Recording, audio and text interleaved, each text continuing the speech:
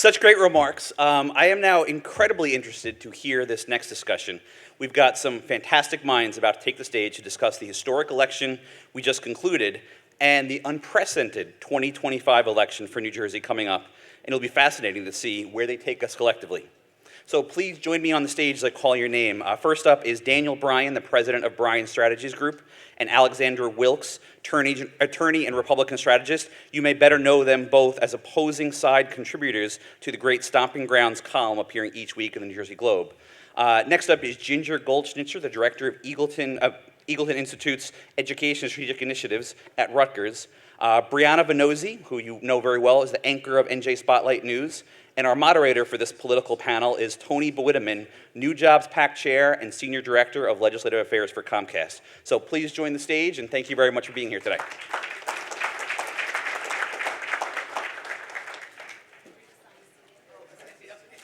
I'm sorry I missed the intro. I was outside trying to put people together. As we just talked about, we look at next year into 25. I can't believe that we're here talking about 25, right? And it's still 24. But before I get there, we talk about the business community as a family. I see a lot of brothers and sisters out there, Mr. Shipley. I see also a lot of distant cousins. I'm chairman of the New Jersey Business and Industry PAC, and I would love for my cousins out there to join the PAC and be stronger. Build your relationships, build them deeper, build them wider. As chair of the PAC, we do events. We just had Senator Zwicker on a Zoom yesterday. We'll have Senator Ruiz next month. We do high-level meetings with the Speaker, Senate President, Minority Leader, Majority Leader.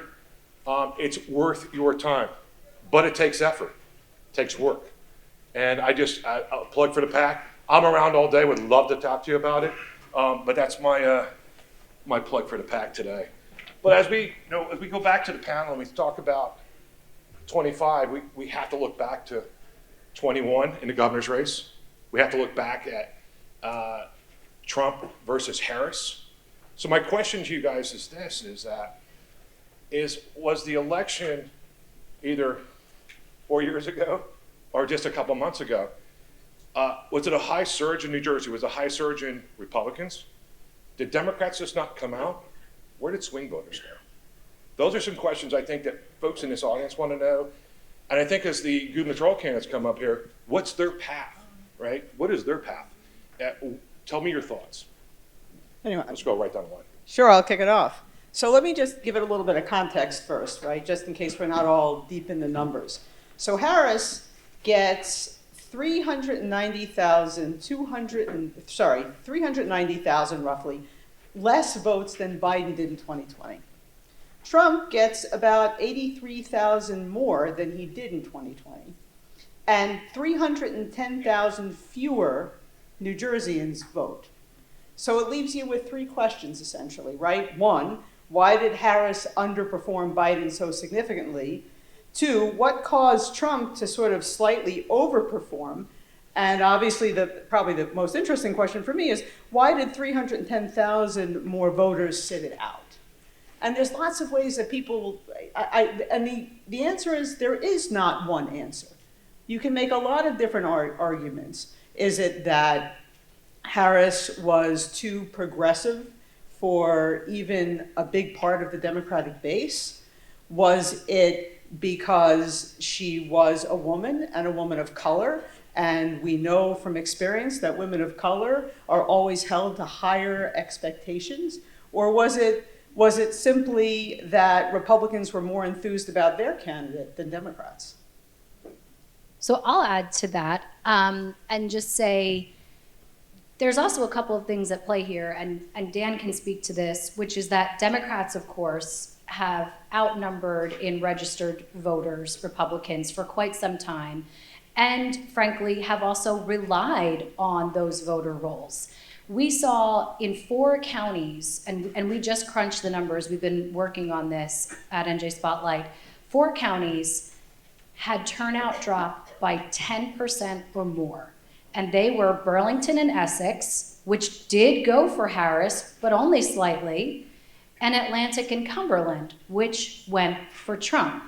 So you think about Essex County, of course, a stronghold for Democrats. I mean, this is something that's, of course, the Monday morning quarterbacking that's being discussed is, why did the Democrats sit it out? Was it as much of a surge, Tony, as you mentioned, as it was just simply voter apathy or angry votes as well? And we've seen a lot of that too, anecdotally, in a lot of our postmortem, in going around talking to voters. We went to a number of college campuses, Rutgers being one of them, and talked to young voters. And there was, frankly, a lot of anger behind some of the voting. So when you look at those numbers, when you look at the fact that Harris underperformed in the margin of victory, I think it was something like in the last century for a Democrat in New Jersey, you have to think that clearly they missed the mark. Yeah, well, I think a lot of that's correct. Listen, I think when you're breaking down an election like this, the simplest answer is the correct one. I think the simplest answer is that we had a deeply unpopular incumbent president, and the person that we replaced the incumbent president with as a candidate did nothing to separate themselves from the president. So I think largely this was a throw out the incumbent party election. It's very difficult to compare cycle to cycle, right? But if we're looking at Democrats underperforming in 21 and 24, I think we do need to look at cycles like 22 and 23 as well. 23, Democrats in the second midterm of an incumbent governor, that party not only held their legislative majorities, they increased them, right? Pretty incredible. That was 1 year ago. So, I'm certainly not going to sit here and say there are no problems with the Democratic Party. I think it's a very important time for us to sit down and do an audit of what's going right, what's going wrong, what we're doing well and what we're not. But at the same time, we can't say the party is fundamentally broken when 1 year ago, the party defied expectations and broadened their majorities in both houses. So, I think that's important. I think that it is certainly true that when you have an incumbent president I believe he's at 30-something% approval right now, it's incredibly difficult. Right way, wrong way, I think is like 70-something, I bet you Alex knows these numbers off the top of her head, 70-something wrong way, 20-something right way. Really hard for the incumbent party to win, especially when you're not separating yourself from the deeply unpopular incumbent. So I think there were opportunities for Vice President Harris, who I do think was a good candidate and ran a respectable campaign. I think there were opportunities for her to distinguish herself from the president. She chose not to do that, whether it was from loyalty or something else, I don't know. And I think that, along with President Biden kind of defying all logic and bringing his reelection campaign into this past summer, was really the death knell for Democrats in this election. Well, thanks so much to NJBIA for having me here today, having all of us here. Appreciate it. Good morning, everyone. Look, I think that in terms of comparing cycles, you have to put an asterisk next to 2020. I mean, you cannot compare an all mail-in vote election to elections where we subsequently asked people to turn out at the ballot box, turn out for early voting, turn out in all forms of voting, when it wasn't, just sort of mailed to your home. I guess it was unsafe to go to a voting booth, but not the Home Depot. But I'll complain about that later. I don't think you can kind of compare apples to apples with 2020. I do think it was an extraordinary election. I do think that the tea leaves have been there all along for a strong performance for Republicans in our presidential cycle, particularly with a powerful, charismatic candidate like President Trump in 2024. When you look back to 2021, this was a race that received no input, attention from the national media, from any kind of Republican outside groups in terms of spending. We were massively outspent and nearly toppled the sitting governor, much to the surprise of the media. I know because I had the national media calling me, asking me how to spell Jack Chitterelli's name and what was the quickest way up the turnpike. So where we were. voter registration for Democrats the voter registration advantage has been decreasing over time. Republicans have been adding to their advantage here in New Jersey.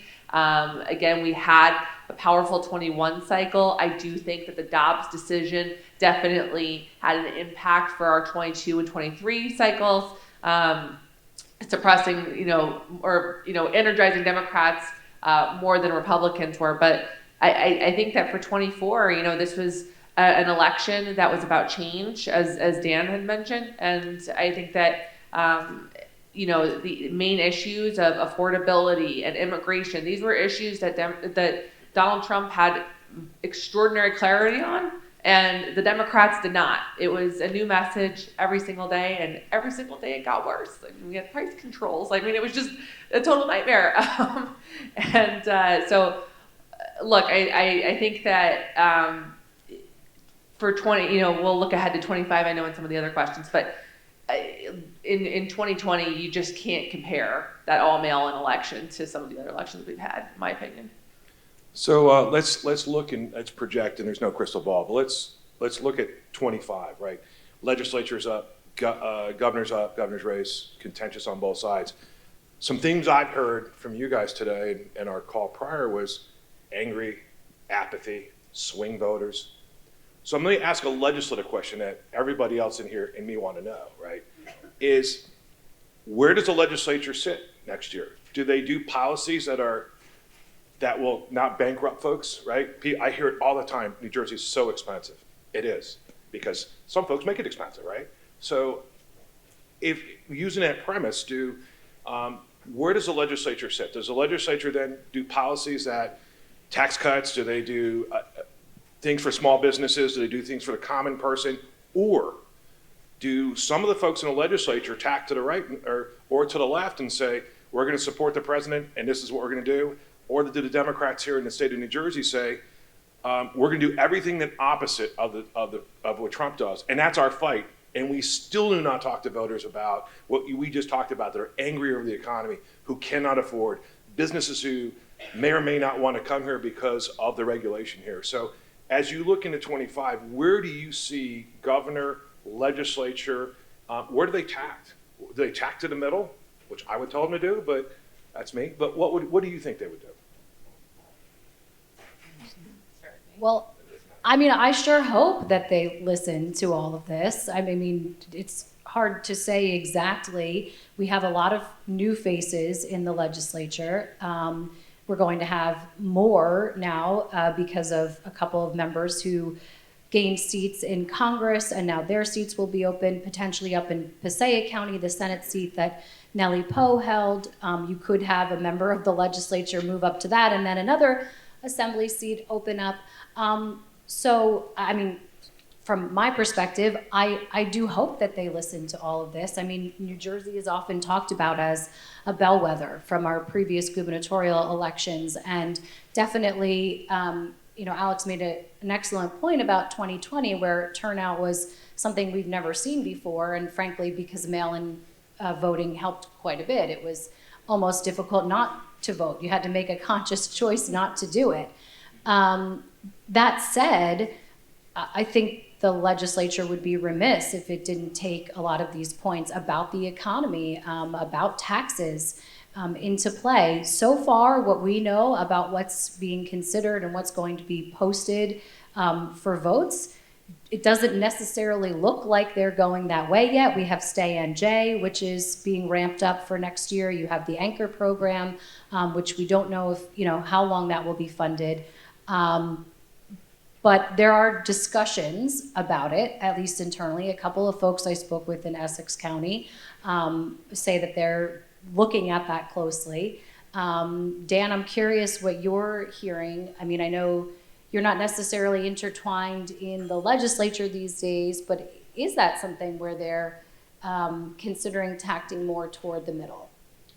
Yeah, no, it's a good question. And before I get to that, Tony, I'll just address your question of how do Democrats deal with Trump. I think in 2017, when Governor Murphy ran, you saw very much an anti-Trump sentiment, right? Anything he did, for the most part, Democrats did the opposite, and there was an incredible amount of public support for that. I don't think you'll see that the same this time. I think to the extent that there are things he could do, things like decreasing interest rate on credit cards. I do think Democrats will support that. I think there's going to be a little bit less of a, worrying about associating with him when you're supporting some of his policies.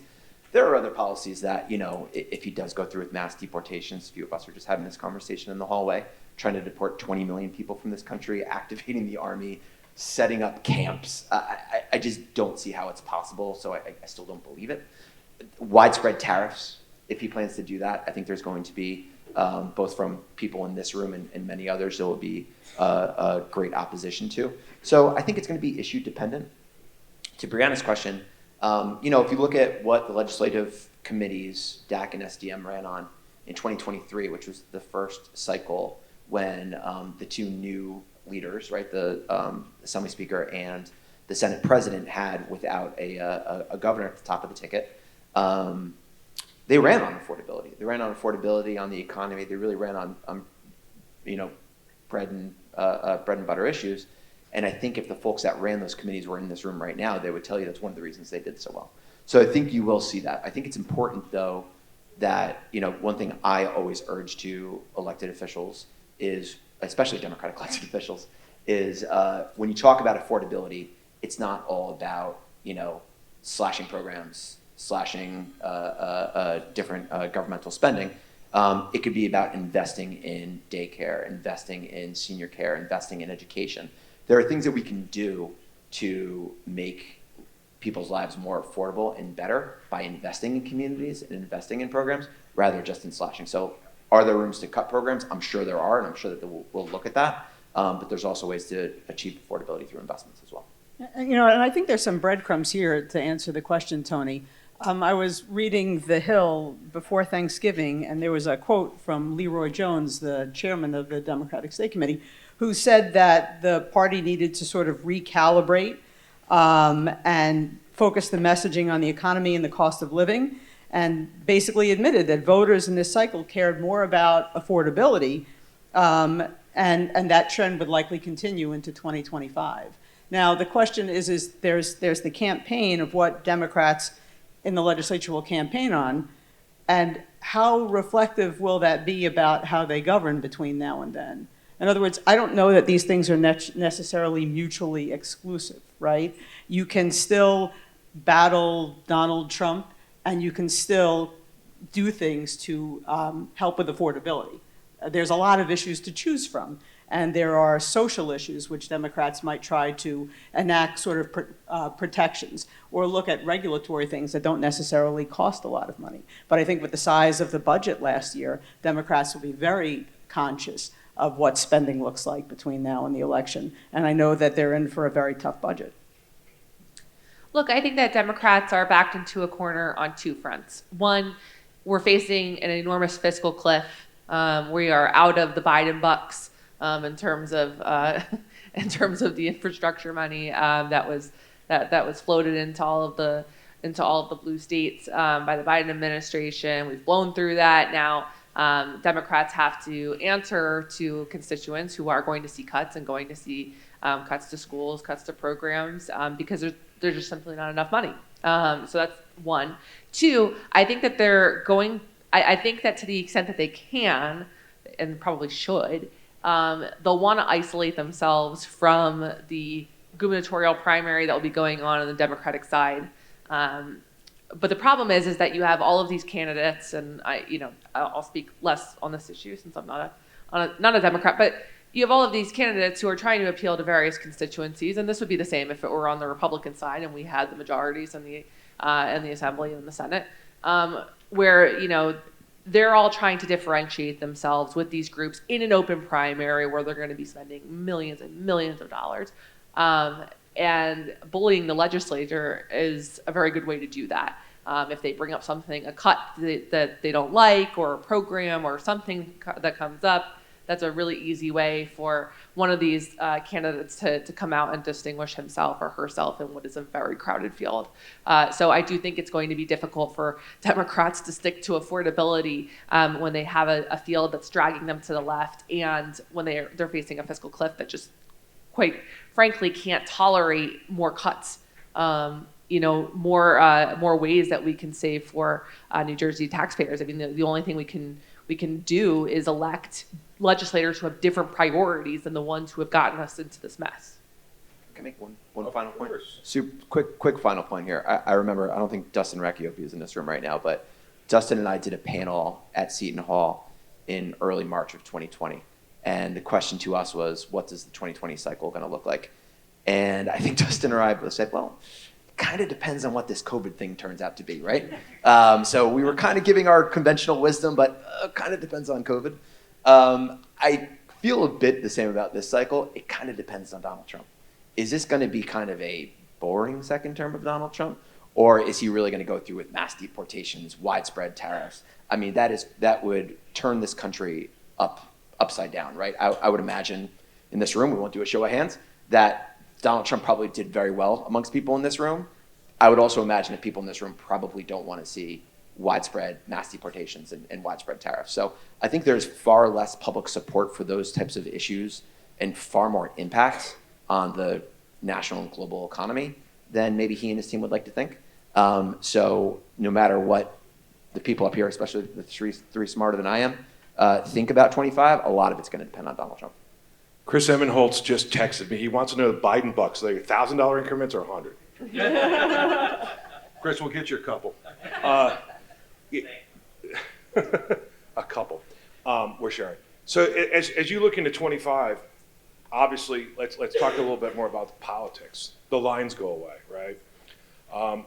I've run races outside the state with no lines, and I came here with lines. I'm like, what is this? What does this happen, right? And it's an insider game, right, the lines, but unfortunately it's not because it elects folks, right, at the end of the day.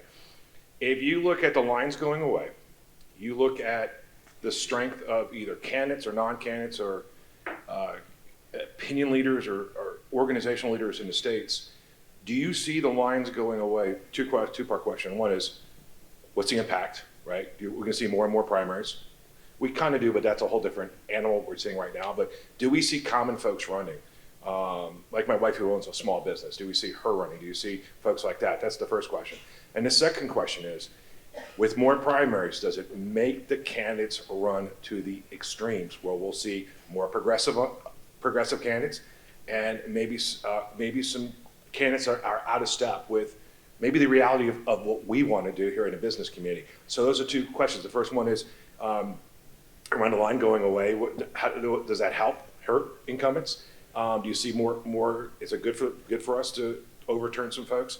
And the second part of that is that does it force folks to run to the extremes, and then we end up, and this is my big fear. My big fear is we end up in 26.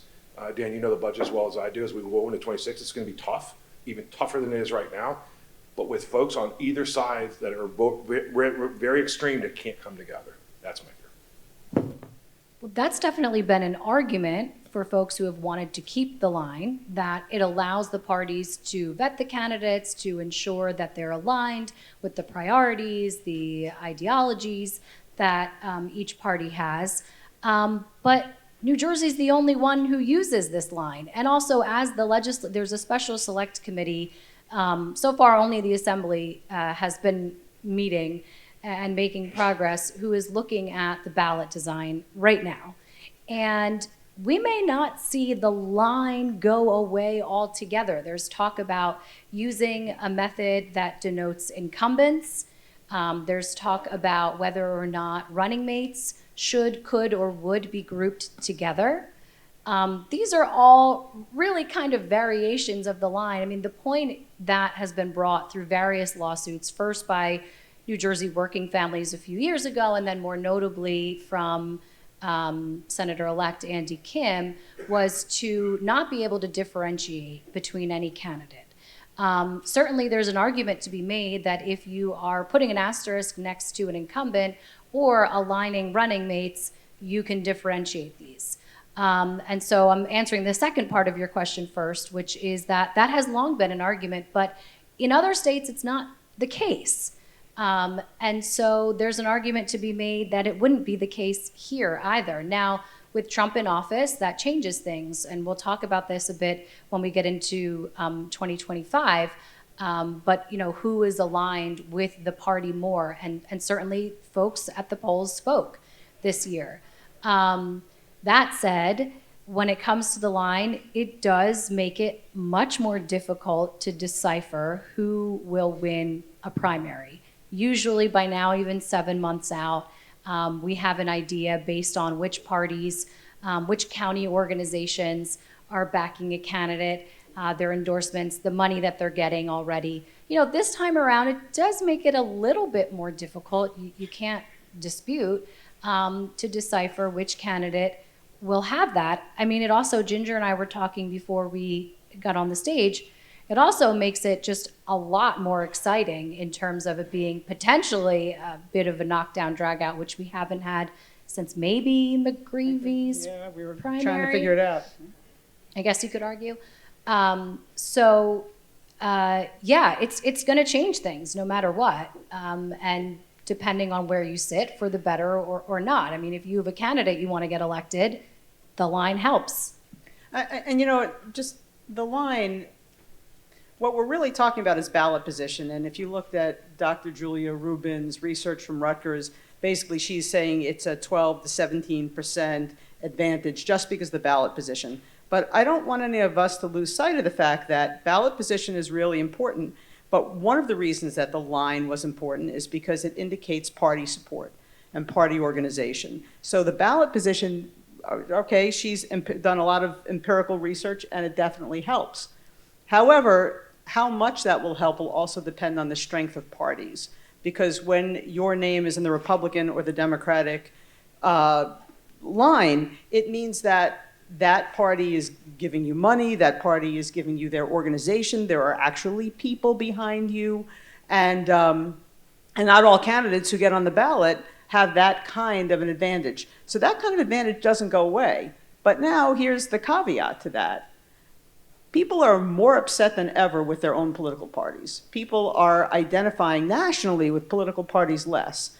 And as political parties decline, and I think if you look at the results of the last election, the last two elections, Democratic strongholds, very active political organizations in some of those northern counties underperformed what they had done in previous elections. I think that's evidence of the decline of parties, not just nationally, but in our own state. And so it kind of becomes a little bit of a perfect storm. We changed the landscape not only because of ballot design, but because people are not affiliating and supporting political parties the way they used to. It used to be that one party did better, one party did worse. It was a seesaw. The other party did worse, the other party did better. It's not like that. If you look at approval ratings for political parties, both Democrats and Republicans are losing right now. So I think that makes it even trickier to predict what's going to happen. What we saw, if I can just add, in this last primary, right? I mean, especially folks in journalism, we talked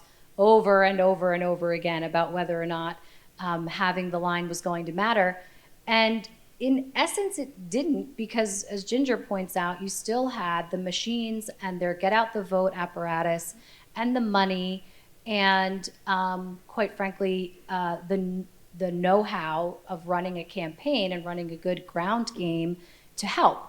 So they didn't go away entirely. Who's turning out your voters, right? Right. Look, I think that to Ginger's point, I think it's about money and it's about organization going forward. That if the parties and the different parties in our counties have money and organization, that is going to help the candidates succeed in a completely open field. I do think it encourages more people to get in, but to the extent that the party is pushing one person and can send the mail and send the text messages and put money behind digital advertising, perhaps television advertising, that's what's going to matter. I think it makes it more interesting on the Democratic side than on the Republican side because in terms of money and power, Democrats have that in spades across the state, right? So their county organizations have been pretty powerful in pretty much all places, meaning that the line going away creates a little bit of a vacuum, and I think does create more of an opportunity for some of these progressive candidates to come up where they otherwise were completely cut out of the process. Whereas on the Republican side, because you've had some weaker county organizations in some places, you have had, more conservative candidates or, different kinds of candidates basically prevail over the county organization in some recent elections where it wasn't thought that they could do so. So, again, I think that for the Democrats, it's going to be more interesting because they're the ones who had the most to lose with the line going away as the keepers of the money and the power in the state. It's going to be fun to watch them get their due. I would put it slightly differently. Listen, I've always thought that and I've long said and wrote this, the power of the line emanates from the perception of the power of the line. I never thought the line itself was all that powerful. Early in my career, in my Hudson County days, we won elections off the line. We lost elections on the line. I would take a good candidate that is well-funded, running a good organization, over the line in a same election any day. And listen, I think I saw Assemblyman Fryman in the hallway before, who was a fantastic elected official. I bet you there's plenty of elected officials out there saying, I think I'm a really good elected official in and of itself. I've done a lot of good work. I've got this great brand, and I get these accusations, and I'm only here because of the line. And you know what? There's no line in 25. Good, bring it on. I want competition. I want to run a good race. By the way, if you don't want competition, you shouldn't be in elected office. So I'm hoping everyone in elected office does want competition. And now I think give them a cycle or two of winning, quote, of their own merits without the line. And I think that's only a good thing. And they should be able to hold their heads up that much higher. Mike, go ahead. Sorry. So I'm going to just throw this out, right? Is the election and how great you can have the greatest assembly person in the world. How many people in New Jersey know about him or her or know that, right? I mean, New Jersey is just, assembly elections are our lowest turnout elections, and a lot of New Jerseyans don't understand that we have a state legislature or what they do. I'm going to say something particularly controversial. I think, and not for the people in this room, but there are lots of people out there, elections make people feel stupid.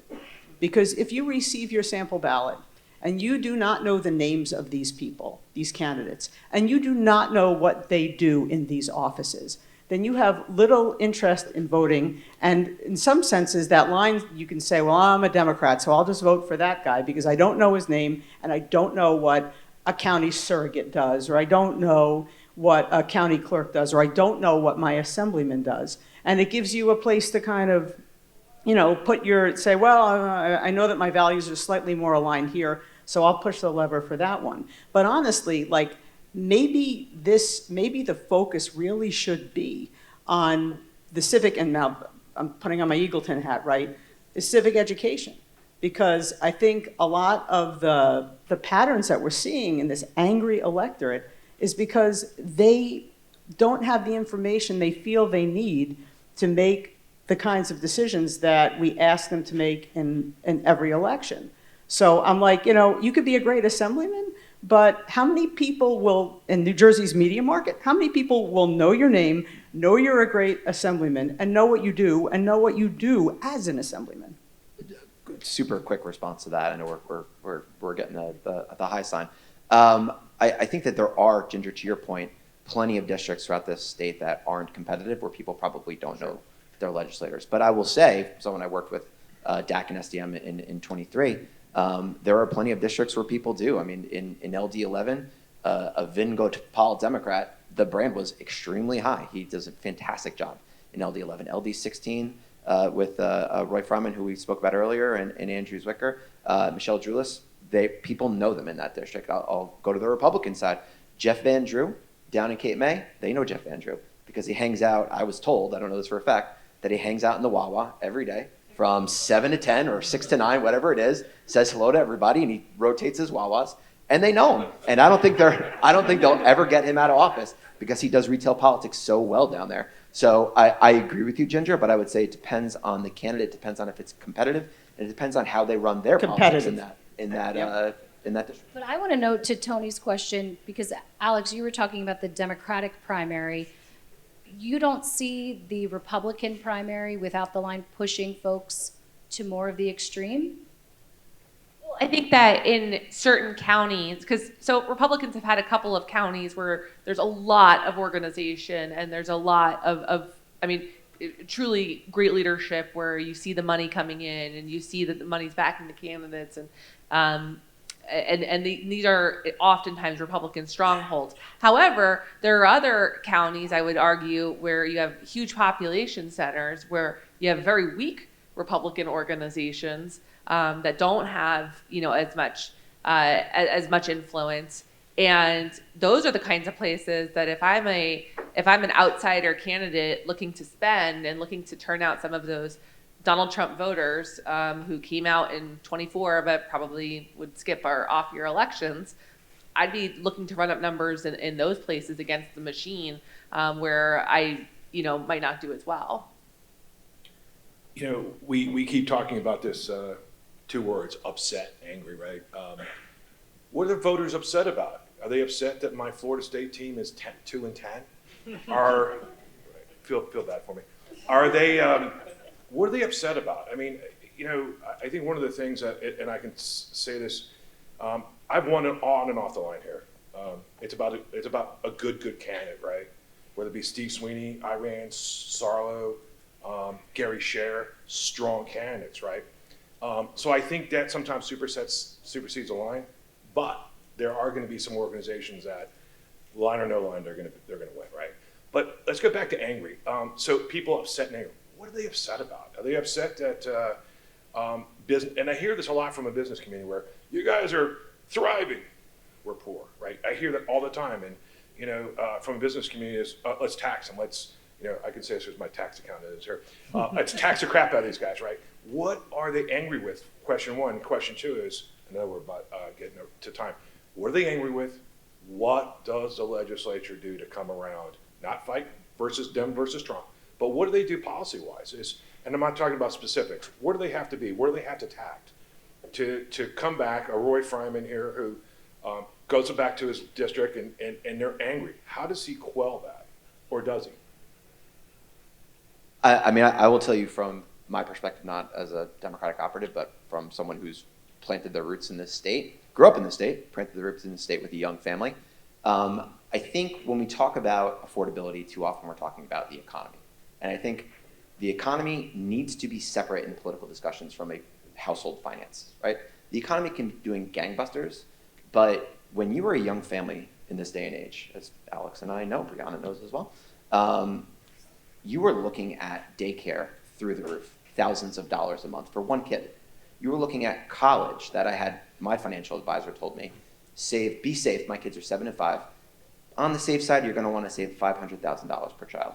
That's $1 million to put my kids through college. $1 million. For retirement, I'm gonna need to save, again, financial advisor, I don't know what he thinks of my spending habits, but $4 or $5 million for retirement. Your parents are older. I'm sure people in this room are going through the issue where your parents are older, you're putting them in senior care. That can be $10,000 a month. So you have middle-class families in this country generally are getting screwed from every angle on education, higher education, childcare, senior care, housing. We haven't talked about housing if you're a young family trying to buy housing. And now, to get an affordable starter home in this state is now at least $500,000. If one thing I've learned from Governor Murphy working with him for so long is take big swings. So I would love to personally see big swings from the legislature and from gubernatorial candidates. So what does that mean? Can we cut Rutgers tuition in half? And now say, you want to stay in state and get a great tuition? And we do have in-state tuition. It is more, significantly more sometimes than in other states for their state universities. Let's cut Rutgers tuition in half. Here's a program that we're going to build so much more housing that no matter who you are, no matter where you want to live in this state, you can afford housing. Here's what we're going to do for daycare. Here's what we're going to do for senior care. Take big swings so that middle-class families, that people could look at their income and say, oh, they're making such good income. Not in this state. So it is so difficult in this state to raise a young family. And my wife and I, we bought a house in 2018. We look now and we say, I don't think we'd be able to buy today. And I think we'd both do pretty well. We wouldn't be able to buy where we are today. So I think there needs to be an acknowledgement. Don't talk to me about the economy. Don't talk to me about all these kind of macro things. Focus in on the micro and talk to young working families about this is what we're going to do to make your lives better and make it more affordable for you to plant your roots in this state. I do think that affordability will be a key issue next year. I think that's a pretty obvious statement. But for Republicans, that has not been enough to advance us across the finish line in a lot of places.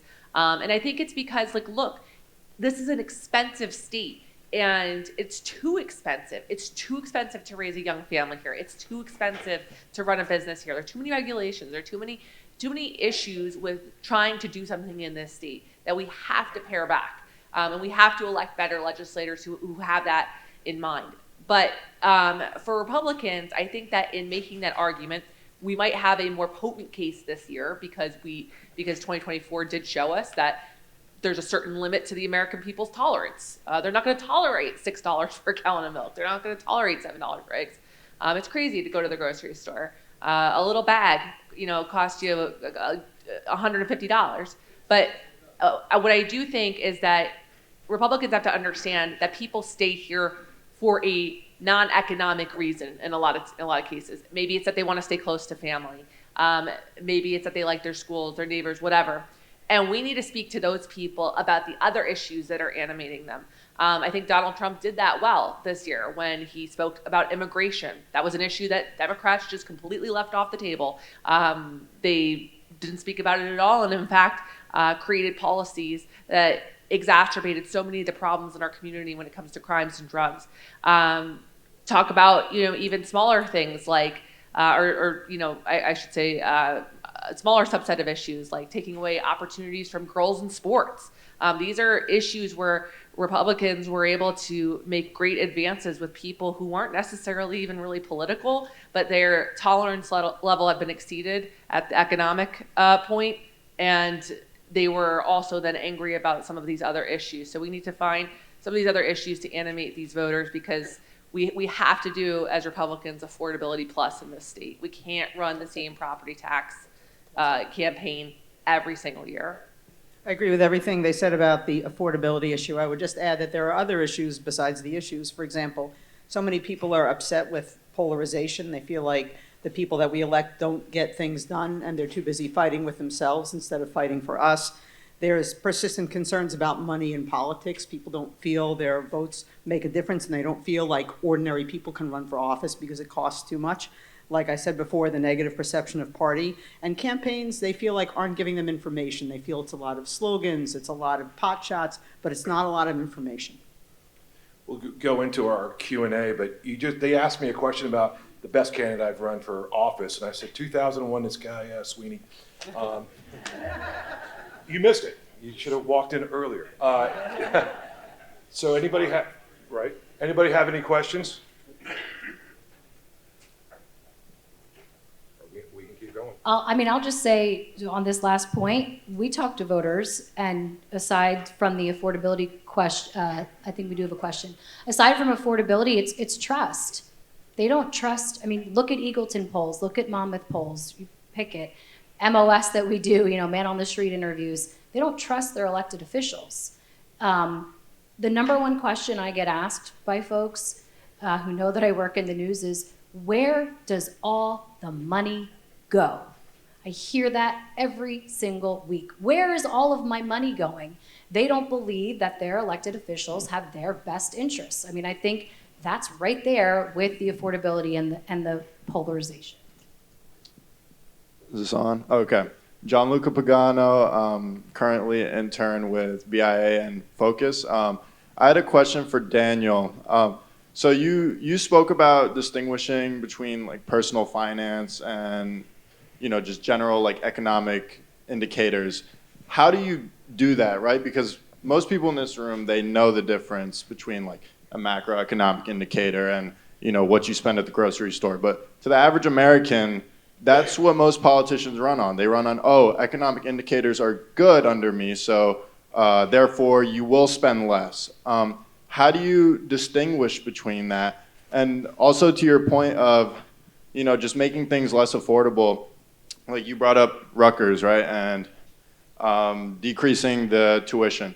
I currently go to Rutgers, and I know there are certain programs, like the Garden State Guarantee Program, that actually do lower tuition for a large population of students. So then another question is, how do you also like increase accessibility to people? Just how do you tell them that these things exist, right? Because there are things in place to, curb expenses. So how do we get politicians to actually like speak on these things and let people know, yeah, they actually do exist. Here's how you can, utilize them. Yeah, great question, and thank you for asking. So here's how, if I were President Biden, if I were Vice President Harris, I would have spoken about the issue. I would have said, I can sit here and tell you the economy is good, that GDP is up, that wages are up, that unemployment is down. I can point to all these macroeconomic issues, and I can tell you about why the economy is good on a broad sense. But I'm not going to do that, because I know that you feel when you're at home and you're adding up your finances that you're getting screwed, right? Your healthcare has skyrocketed. Your education payments have skyrocketed. You can't afford housing. You can't afford senior care. Your groceries have gone up X amount in the last few years. Yeah, sure, inflation has cooled. That doesn't mean the prices are going back down. That just means they're not going up as much. So, Bernie Sanders does a good job of this. And I don't agree with Bernie Sanders on everything. I think Alex probably agrees with him on less. But he does a very good job at looking at working families and saying, why does it feel like you're getting screwed? Because you are getting screwed, right? And here's why. He's got a reason. I don't agree with it. I do agree with it. But he speaks to people on their personal basis. So I think you can still talk about the good that you're doing in the economy while also acknowledging not all of it is trickling down to you, right? And I would just say one more thing in terms of that program you brought up is a great example. I am a big believer in programs that don't include income verification isn't the right word, income platforms. So two of the most successful programs that we have in this country are Social Security and Medicare. Let's take Social Security specifically. Everyone pays into Social Security, everyone benefits from Social Security. That is one of the reasons that it is so popular. The problem with, and I understand why people do it because it's more affordable to do it in this way, the problem with income cutoffs are twofold. One, people feel like you're creating a program for someone else and not them. I work, I'm successful, but I don't get it, but they do. Two, it stigmatizes the people that take it, right? I need public assistance. So now I'm applying for public assistance while everyone else doesn't. What am I doing wrong?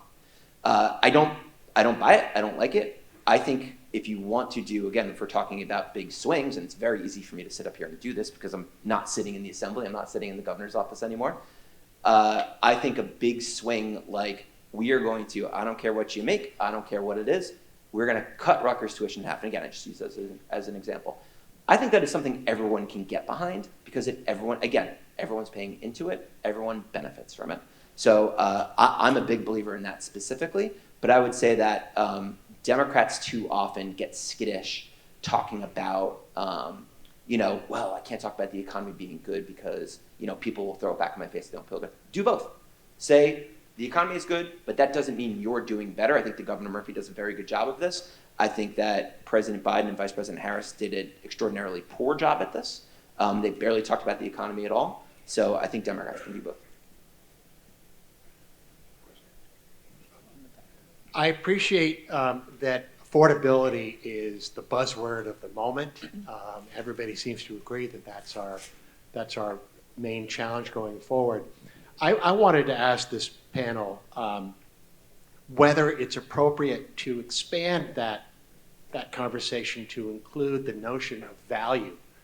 I appreciated what Dan was saying about, for instance, reducing or having the Rutgers tuition, but I can't listen to that without thinking to myself, well, why shouldn't we be asking the question, why is the cost of higher education going up so fast? And as everybody knows, it's been accelerating well beyond the rate of inflation now for the better part of 2 decades, as far as I can recall. So how do we how do we get value for the tax dollars that we are putting into the system? Because I think we're getting tapped out. Says the former state treasurer. Well, I mean, I also think it has to do with the messaging. We've heard, at least Governor Murphy for sure in these last 7 years, talk a lot about, yeah, you're paying a lot in your taxes, but we have among the best public schools in the nation, if not the top public schools in the nation. Pointing out that mass transit aside, infrastructure, our roads, sort of showing where the money is going, a show and tell. No, I'm not sitting here saying that there's been a good job on all of those fronts in terms of where the money has been invested or should be invested, but I do think that it goes a long way when you have your members of the legislature or in the governor's office meeting with their constituents and showing them, well, here's what your money is being put into. And I think that's where it ties in with the affordability. If I might follow up, I mean, last year, I believe, the legislature reauthorized the Transportation Trust Fund, $10 billion plus program. No metrics were included in that reauthorization. So we have no idea whether we're getting value for our money, including an increase in the gas tax that is continuing to increase. So this, for me, is a constant source of frustration because we're being told to invest and it all makes sense, except we're never holding anybody to account for performance and value at the end of the day. I also think that, particularly when you look at education affordability, it doesn't occur in a vacuum, right? Why are education prices, why does it cost so much? Well, you have to look at the cost of healthcare, right? Because education is a service. People deliver a service. You got to pay for healthcare for those people. Healthcare has skyrocketed. It costs a lot more to heat and power buildings than it used to. It costs more to transport on those campus buses and things than it used to. I agree with you on metrics help tell the story. And then but it goes back to what Dan says, right? Part of it is the metrics to help tell the story, and part of it is being able to relate the story in a way that people connect with it. You have to be able to draw a line for them and show them where those dollars went. I think we'll wrap up, correct? I think another, I'll add on that to one more. It's what we used to call, I'll date myself, in the 90s when I was on the Hill. It's the you and I connector. If you're not connecting with me, everything I'm saying from a policymaker is not true or it's BS. It's the connector, right? I hate to coin this phrase, but I feel your pain. And nobody does, right? Because if you go through this election cycle from a business standpoint, feel our pain. Largest CBT in the country, arguably, right? It's going away. Oh, no, it's not. It's back, right? So put predictability back into companies that come here and say, I don't know what my company's going to look like. I see the farmers and the insurers over there. They, as you well know, they're 10 years out, and you cannot do predictability here at 10 years out. So, and I also would argue that the value is the election cycle. If you don't like them, vote them out, right, at the end of the day. But thank you for you guys' time today and the panel.